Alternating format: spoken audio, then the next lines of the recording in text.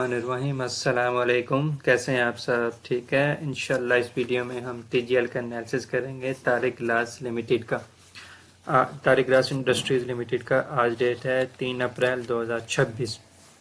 तो इसने भी देखा जाए तो काफ़ी डीप करेक्शन ले ली है। इस क्रैश से पहले इसका जो हाई लगा हुआ है ऑलमोस्ट 300 के करीब है, 290 का जो है हाई लगा हुआ है, और अभी इस टाइम ये 140 पे घूम रहा है। तो कहते हैं कि 50% की एक इसने डीप करेक्शन ऑलमोस्ट ले ली। 55% की जो है ना डीप करेक्शन इसने ले ली और काफ़ी बड़ी करेक्शन है।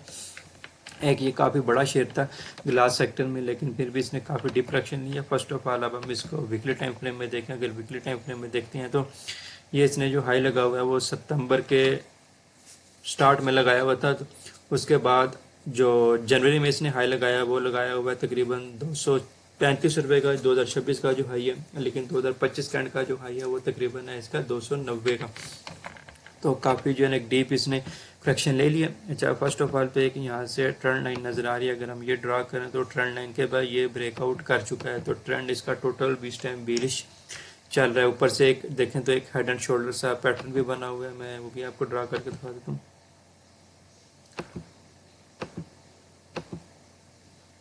ये हेड, ये फर्स्ट शोल्डर, ये नेक लाइन, ये हेड, ये नेक लाइन, ये राइट शोल्डर, ये नेक लाइन का ब्रेक और नीचे सीधा ट्रेंड लाइन, और ट्रेंड लाइन का भी ब्रेक हो गया। तो काफ़ी इसने डीप करेक्शन ले लिया। सारे जो सेल के पैटर्न है वो कंटिन्यू ये फॉलो कर रहे हैं। तो अभी हमने वीकली टाइम फ्रेम ओपन। अच्छा, वीकली टाइम फ्रेम में जो मेन चीज़ है वो ये है कि इसकी जो पिछली रेजिस्टेंस थी जो कि इसने ब्रेक की थी वो ये वाला जोन है। ये पिछली रेजिस्टेंस है,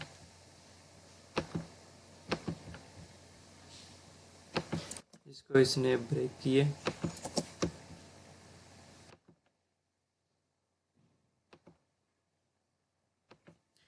ये इसने पिछले रेजिस्टेंस जो थी 108 का जो नंबर है वो इसने ब्रेक किया। इसको ब्रेक करने के बाद मार्केट काफ़ी ज़्यादा यहाँ पे जो है रेंज बाउंड्री या अपनी इस रेजिस्टेंस को टेस्ट किया, फिर यहाँ से इसने अपसाइड का पोटेंशियल कंटिन्यू किया। अच्छा, जहाँ पे इस टाइम ये एक तो ये इसकी सपोर्ट है, ये हमारे पास एक, उसके बाद जो इसने एक रेंज क्रिएट की थी उसकी सपोर्ट है। ये एक इसने रेंज क्रिएट की थी, रेंज का ब्रेकआउट हुआ, फिर रेंज को टेस्ट किया, तो अब ये दोबारा से उसी रेंज की सपोर्ट पर आया हुआ है। तो यहाँ पे हमारे पास ये एक ऑर्डर ब्लॉक पड़ा हुआ है। अब ये वाला जो जोन है ना सारा, ये अब सारा इसका कहते हैं कि लिक्विडिटी जोन है। तकरीबन 120 110 से लेके 125 तक का जो जोन है ये सारा इसका लिक्विडिटी जोन है, रेंज जोन है। अगर मार्केट अंडर प्रेशर रहती है थोड़ा सा, और नेक्स्ट वीक अगर मार्केट गैप डाउन से ओपन होती है और ये तकरीबन 125 का जोन जो है ये ब्रेक करता है, तो हाईली पॉसिबल चांस है कि ये तकरीबन 110 वाला जोन, 108 वाला जोन जो है ना ये टैप करेगा, फिर यहाँ से रिबाउंड होगा, क्योंकि ये सारा इसका जो है लिक्विडिटी जोन है, रेंज पड़ी हुई है। दोबारा से मार्केट आके इस रेंज को टैप कर सकती है। अगर हम वीकली अगर इसके ऊपर अगर हम फिबोनाची भी लगाएंगे, फिबोनाची भी अगर हम लगाते हैं, फिबोनाची के थ्रू हमारे पास कुछ पॉइंट ऑफ इंटरेस्ट आ जाएंगे। इस स्विंग से अगर हम इस स्विंग तक भी लगाते हैं तो ये इस टाइम 0.786 पर है, इस टाइम गोल्डन जोन पर है, तभी तो मार्केट आज यहाँ से रिबाउंड हुई है। जैसे मैंने अपनी हर वीडियो में बताया कि 0.786 जो है वो हमारा गोल्डन जोन होता है डिस्काउंटेड प्राइस में, वहाँ से मार्केट ज़रूर रिबाउंड होती है। तो ये तकरीबन यहाँ से 12 रुपये की एक मूव दे चुकी है। 128 से तकरीबन 144 तक ये गया है, तकरीबन 16 रुपये की जो है ना ये मूव दे चुका है। 10-15% का जो है ना ये गेन दे चुका है। 0.786 ये एक गोल्डन जोन है जहाँ से हाईली पॉसिबल चांस होता है कि मार्केट रिवर्सल होगी। अच्छा, अब अगर हम इसको डेली टाइम फ्रेम में देखें तो डेली टाइम फ्रेम में भी ये अब दोबारा से एक रेंज बाउंड हुआ है। तकरीबन 6 मार्च, पूरा मार्च का महीना ये एक ही जगह पे, अब जब तक ये वाला जोन जो ब्रेक नहीं करेगा, इस गैप से ऊपर हमारे पास एक क्लोजिंग नहीं देता ना, इसके ऊपर कहते हैं कि 145 से ऊपर क्लोजिंग नहीं देता, जब तक इससे ऊपर क्लोजिंग नहीं आती तब हम तक नहीं कह सकते कि इसका जो सेल का ट्रेंड था वो थोड़ी देर के लिए ख़त्म हो चुका है।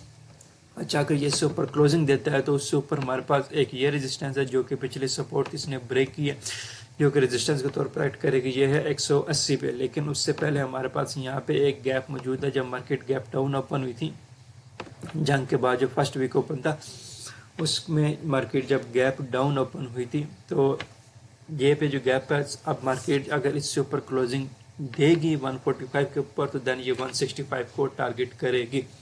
जब तक ये 145 के ऊपर क्लोजिंग नहीं देता हम नहीं कहेंगे कि इसका जो बेरिशनेस थी वो ख़त्म हो गई है। इसमें एक चीज़ जो देखने वाली है, जो इम्पोर्टेंट है, कि तकरीबन जो है ना मार्च के सेकंड वीक से एक ही जगह पे काफ़ी ज़्यादा रेंज बाउंड हुआ है। इसने अपनी सपोर्ट को काफ़ी मेंटेन किया हुआ है। 0.786 है, गोल्डन जोन है, स्ट्रॉन्ग सपोर्ट जोन है। तो मार्केट उस सपोर्ट को मेंटेन करने की पूरी कोशिश कर रही है, इसको होल्ड करने की पूरी कोशिश कर रही है। अगर इससे ऊपर क्लोजिंग आती है 145 के ऊपर क्लोजिंग अब कैसे आनी चाहिए, एक नॉर्मल सी कैंडल होनी चाहिए, जैसे एक ये कैंडल है लेकिन ये रेड कैंडल है, हमें इस तरह की ग्रीन कैंडल चाहिए, ठीक है। और उसका वॉल्यूम भी नॉर्मल होना चाहिए, जिस तरह के इस रेड कैंडल का वॉल्यूम है, छोटा सा वॉल्यूम है, कैंडल कितनी सॉलिड बनी हुई है। इसी तरीके से यहाँ पे ग्रीन कैंडल चाहिए होगी, उसका नॉर्मल सा कैंडल हो और नॉर्मल सा वॉल्यूम हो, ताकि ब्रेकआउट को वैलिडिटी हम उसमें देख सकें। जितनी बड़ी कैंडल होगी या जितना अग्रेसिव वॉल्यूम होगा, उतना या ब्रेकआउट फेल होने के चांसेस ज़्यादा होते हैं। जितना एवरेज कैंडल के साथ, जितना एवरेज वॉल्यूम के साथ ब्रेकआउट होगा, उतना स्ट्रॉन्ग होगा। जैसे यहीं पे आप देख लें कि एक एवरेज कैंडल बनी हुई है और छोटा सा वॉल्यूम है, तो अगले 3-4 दिन मार्केट कंटिन्यू डाउन साइड पे रही है। इसी तरीके से अगर हमारे पास यहाँ पे इस तरीके की कैंडल बनती है, ग्रीन कैंडल बनती है और वॉल्यूम इसका एवरेज आता है, तो अगले 3-4 दिन जो मार्केट को अप साइड देखेंगे और अप साइड में हमारा ये वाला टारगेट जो है वो हिट हो जाएगा 165 वाला। वो तब होगा जब हमारे पास ये ब्रेकआउट आ जाएगा। तो ये हमारे पास इसकी एक स्ट्रॉन्ग सपोर्ट है। नीचे हमारे पास इसका एक ये रेंज बाउंड वाला एरिया, मार्केट अगर ये वाली सपोर्ट ब्रेक करती है 125 वाली, तो देन मार्केट जो है चांसेस है कि इस जो रेंज है दोबारा से इस रेंज बाउंड में आ जाएगी। अभी जो सिनेरियो है वो यही है कि ये वाला सब जो रेजिस्टेंस है छोटी सी, जब इसने क्रिएट किया, इसको ब्रेक करे, देन ये 165 को जो है वो टारगेट करेगा। अगर ये नीचे वाली सपोर्ट ब्रेक करता है तो देन ये फिर 108 को टारगेट करेगा। तो अब आपने बाइंग कैसे करनी है, बाइंग कैसे करनी है, बाइंग का आप इस रेजिस्टेंस का वेट करेंगे जिसने क्रिएट किया, इसके ऊपर क्लोजिंग आती है, जैसे मैंने बताया किस तरीके से क्लोजिंग चाहिए, उस तरीके से क्लोजिंग आती है, देन आप एक पोजीशन क्रिएट कर सकती हैं, अगले 3-4 दिन के लिए यहाँ से टारगेट कर सकते हैं। अब बाहर के सिनेरियो में हम पोजीशन कैसे क्रिएट करें, फ्राइडे को भी पोजीशन क्रिएट करने से अवॉइड करें, मंडे मॉर्निंग को भी पोजीशन क्रिएट करने से अवॉइड करें। अगर Monday morning market gap down open होती है या नेगेटिव ओपन होती है, तो आपने वेट करने के बाद जब क्लोजिंग टाइम होगा, तो आपने देखना आपके पॉइंट ऑफ इंटरेस्ट पर मार्केट आई हुई है कि नहीं आई। अगर आपके पॉइंट ऑफ इंटरेस्ट पे आई हुई है, तो आप क्लोजिंग टाइम में जो है शेयर को अपने बाय करें, फिर ट्यूसडे वाले दिन भी होल्ड रखें, वेडनेसडे वाले दिन भी होल्ड रखें। तो वेडनेसडे क्लोजिंग टाइम पे भी आप सेल कर सकते हैं और थर्सडे की मॉर्निंग में भी आप उसको सेल कर सकते हैं। तो यही तरीका है वार में ट्रेड करने का। और अगर ये वाली रेंज ब्रेक कर जाती है तो फिर आप थोड़ा सा वेट करें, होल्ड रखें, मार्केट यहाँ पे थोड़ा सा स्टक हो सकती है। फिर जब तक ये ब्रेक करने के बाद दोबारा से ब्रेक इन नहीं करेगा, तब तक आपने बाइंग की एंट्री नहीं लेनी। अगर ये वाली रेंज जो है ब्रेक कर देता है, 125 से नीचे क्लोजिंग दे देता है, तब आपने बाय नहीं करना है बिल्कुल भी। जब तक दोबारा 25 से ऊपर क्लोजिंग नहीं आ जाएगी, तब तक आप इसमें कोई बाय की पोजीशन नहीं देखेंगे। ये काफ़ी ज़्यादा रेंज बाउंड हो सकता है, इन्वेस्टमेंट आपकी स्टक हो सकती है। तो स्टक होने से बेहतर है कि आप अवॉइड करें। जब आपका सिनेरियो क्लियर हो जाए, आपकी पोजीशंस क्लियर हो जाएं, तब आप उसमें पोजीशन ऐड करें।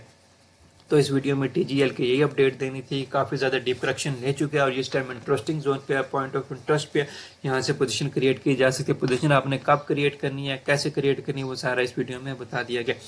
तो मुझे इस वीडियो में यही अपडेट देनी थी। मुझे इजाज़त दीजिए, दुआ में याद रखें, चैनल को सब्सक्राइब कर लें। व्हाट्सएप चैनल का लिंक भी जो है वो डिस्क्रिप्शन में मौजूद होगा, व्हाट्सएप नंबर भी मौजूद होगा। कोर्स से रिलेटेड कोई भी आपके क्वेश्चन हो सकते हैं, वो आप मुझे व्हाट्सएप कर सकते हैं। अल्लाह हाफिज़, थैंक यू, शुक्रिया।